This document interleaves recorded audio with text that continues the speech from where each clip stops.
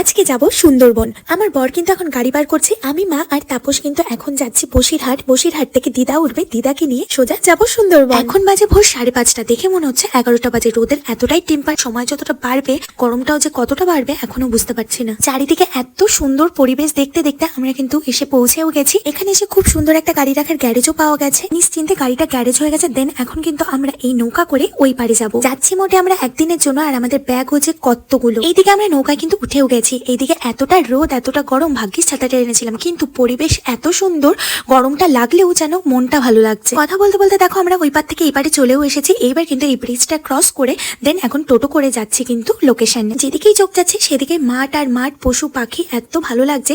এই লোকেশনটা জানতে গেলে কিন্তু আমাকে কমেন্ট করতে হবে, তবেই আমি কিন্তু তোমাদের জানিয়ে দেবো। টোটোতে ওঠার আগে আমরা মিষ্টি ফ্রুটি এগুলো কিন্তু কিনে নিয়েছিলাম। ফাইনালি আমরা এসে পৌঁছেও গেছি। কোথায় আসলাম সেটা জানার জন্য কিন্তু নেক্সট ব্লগের জন্য ওয়েট করতে হবে। তাহলে আজকের জন্য এটুকুই, বাই।